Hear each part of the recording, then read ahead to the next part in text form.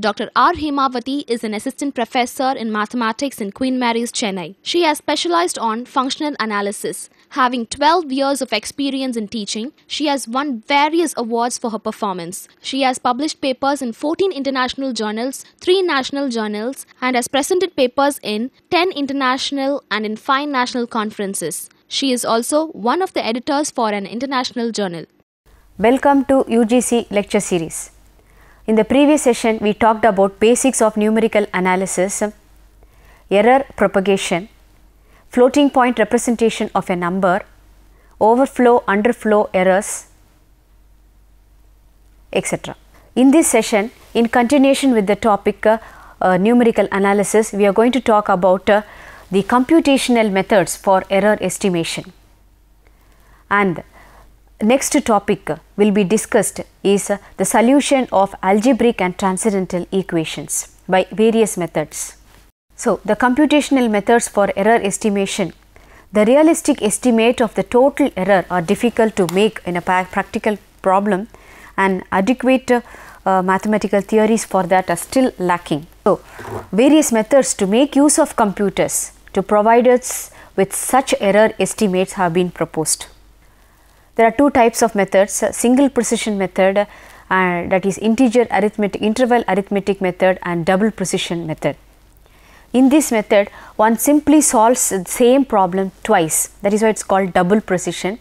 How it is done 2 times, once in single precision and second one in double precision. So, an estimate of the total round of error can then be obtained by subtracting both the results, because error is actually exact answer minus approximate.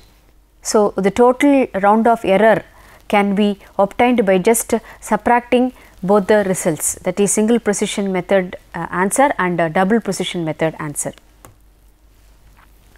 This method is quite costly in machine time because double precision arithmetic increases the computer time by a factor of 8 on some machines.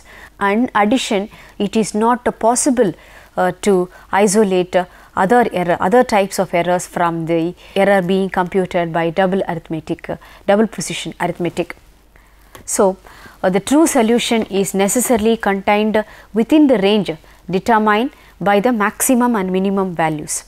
This method requires more than twice the amount of computer time and about twice the storage. Not only the computer time, also the storage should be 2 times of a standard run. So, double precision method is very seldom used. Also, the usual assumption that true solution lies about midway within the range is not in general valid. The next method, interval arithmetic method, is used. In this method, each number is represented by 2 machine numbers, that is by floating point representation, the maximum and minimum values that it might have. So, the 2 machine numbers are the maximum number and minimum number that a particular number is expected to have. Whenever an operation is performed, one computes its maximum and minimum values, thereby obtain true solution at every step. Next topic is solution of algebraic and transcendental equations. What is basically algebraic and transcendental equation? Take a polynomial equation. Polynomial equation is f of x is equal to 0. It can be like x cube plus x square plus x plus 1 is equal to 0. So, this type of equation consisting only powers of x is called polynomial equation, and this is called an algebraic equation. Okay.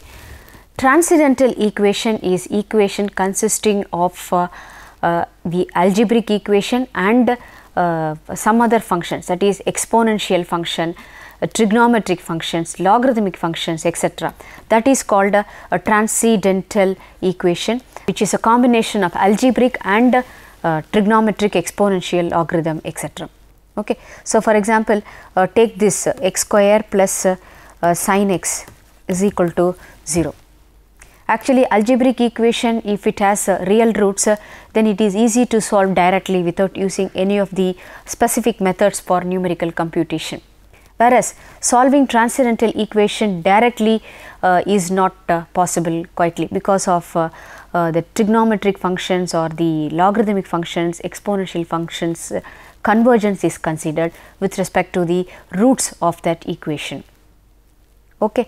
At least for solving transcendental equation, we should make use of the numerical methods.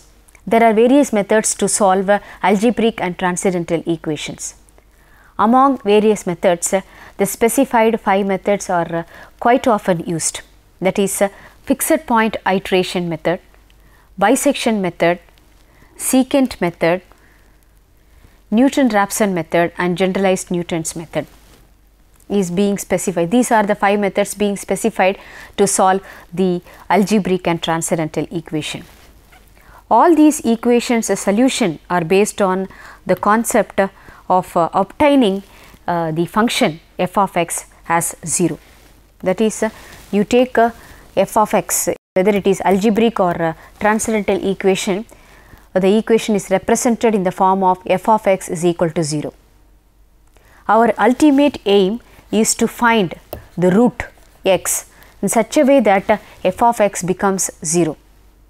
So, we assume the particular values of x.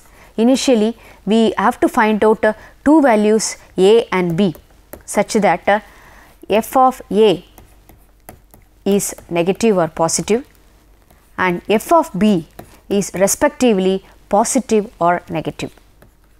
For example, I shall stick on to f of a is negative and f of b is positive. Then there lies 0 at which f of x becomes 0. Between a negative value and positive value, this is x line and this is your f of x line. Okay. And f of a is for example, this is negative, f of b is positive, then this is f of x equals to 0. Okay. Between a positive and negative value there lies a 0. So, that particular x is called the root. So, almost all the 5 methods are based on this concept. Initially, you have to find out two values a and b such that f of a is negative and f of b is positive. And we will say that root lies between a and b. So, almost all the 5 methods use this concept, that is root lies between a and b, and then we iterate and then we find out the exact root of x which is closer to 0, for which f of x is closer to 0.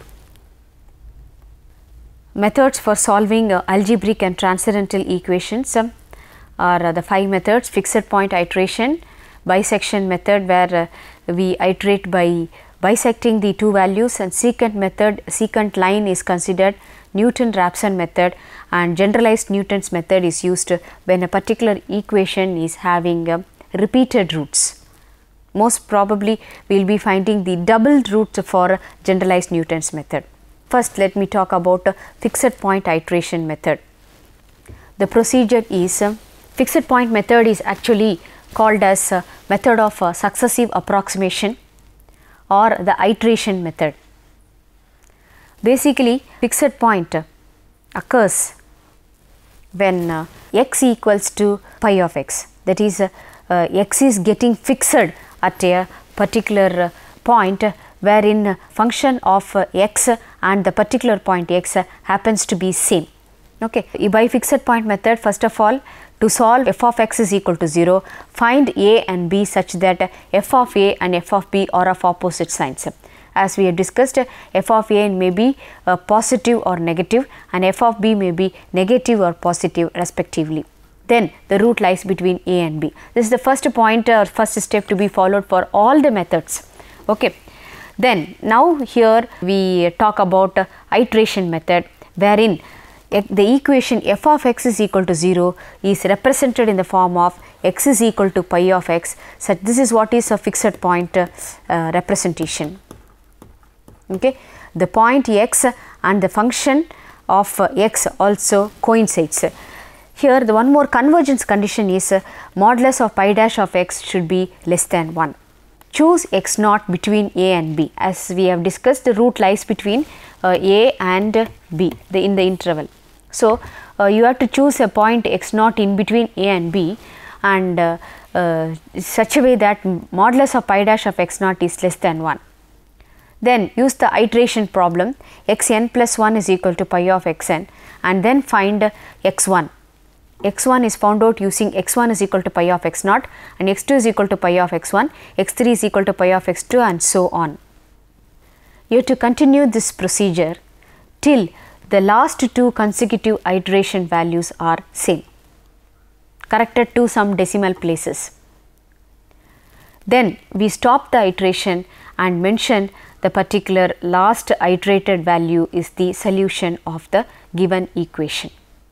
So, what we have to do in iteration method or fixed point iteration method is first of all f of x is equal to 0 is written in the form of x is equal to pi of x. At the same time, determine where the root lies, a and b has to be determined. Then using xn plus 1 is equal to pi of xn, iterate the values and find out x1, x2, etc. after finding out x naught.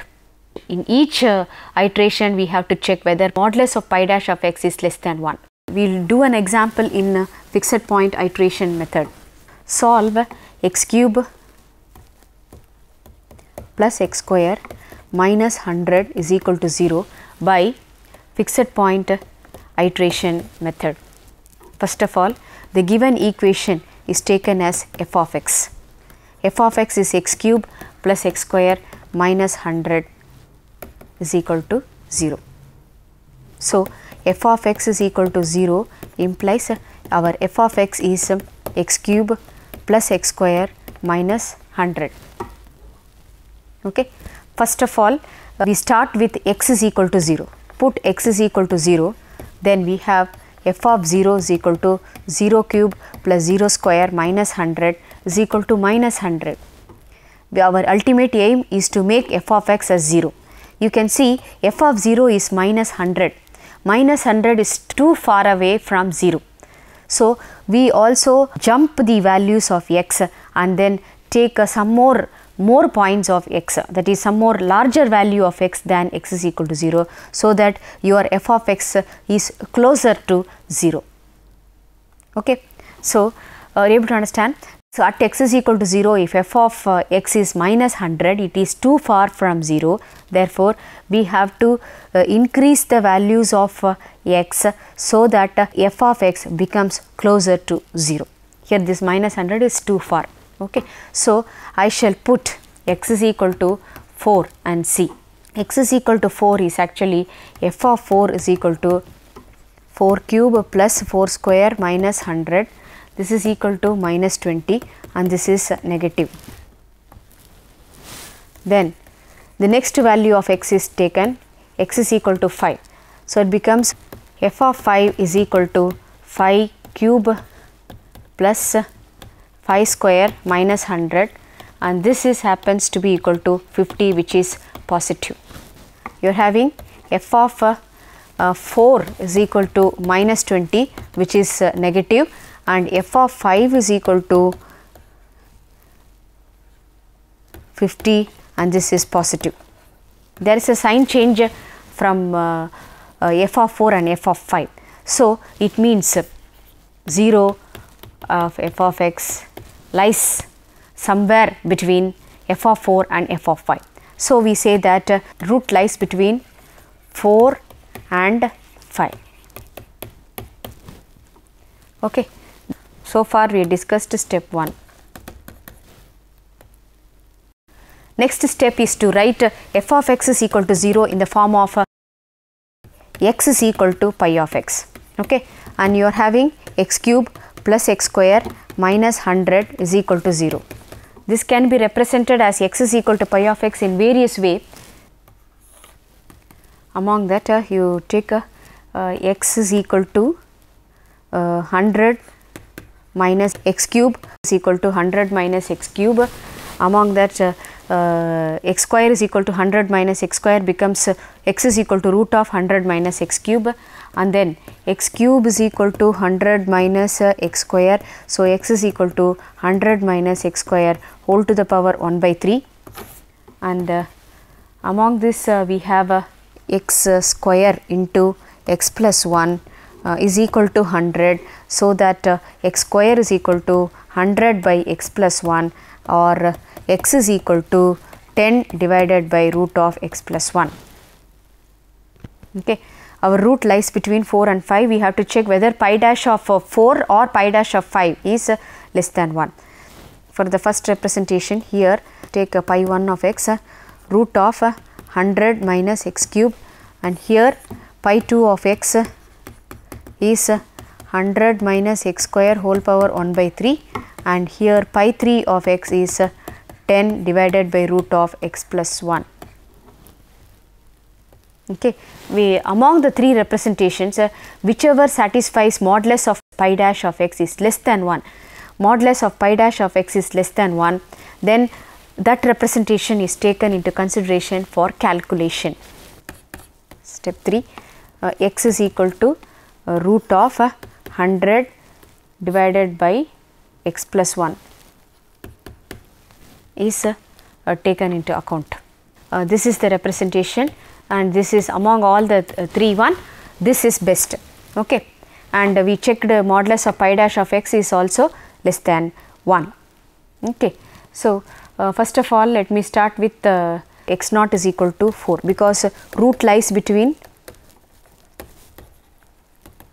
we cannot start with 0, root lies between 4 and 5. So, start with the x naught is equal to 4. X naught is equal to 4 implies that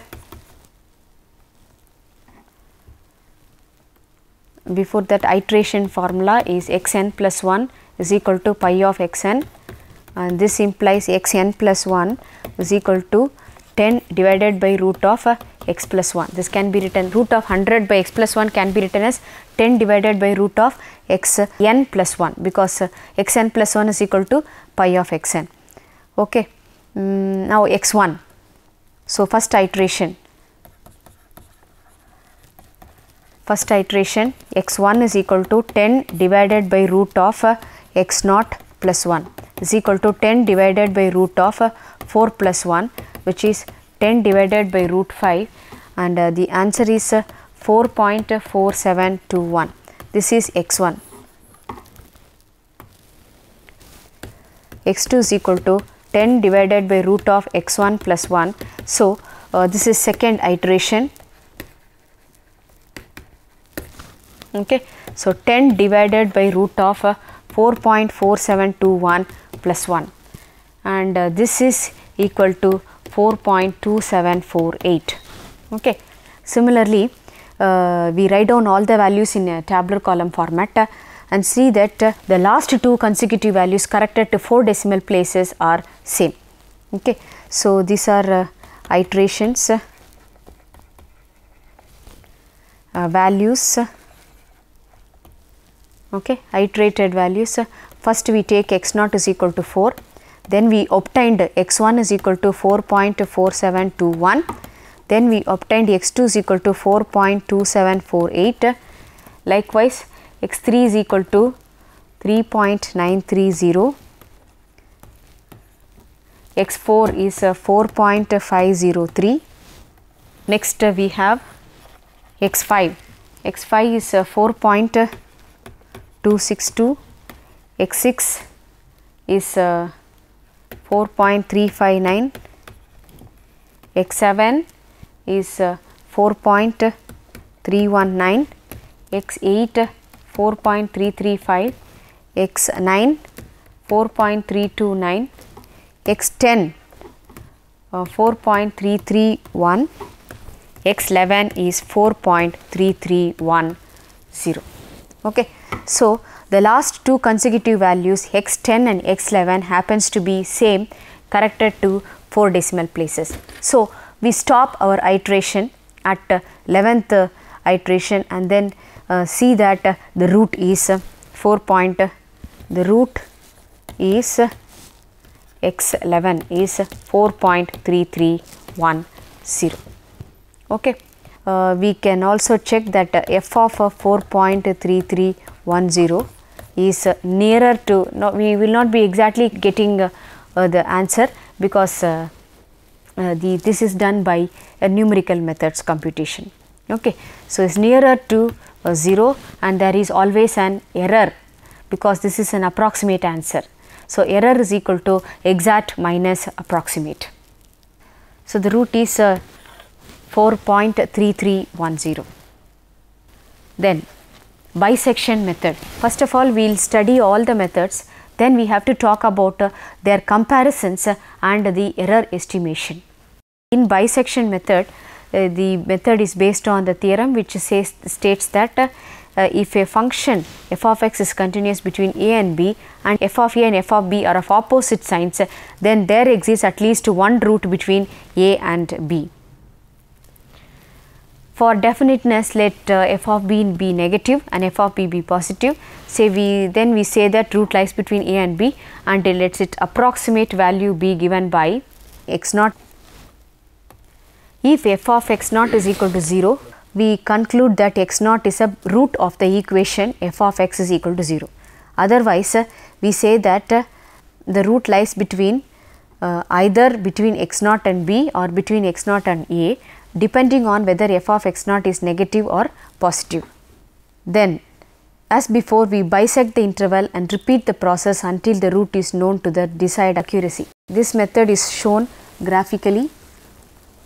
First of all, we say that let f of a is negative, f of b is positive.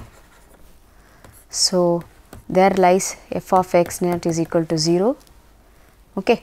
So, root lies between, at this stage we say that root lies between a and b. Okay.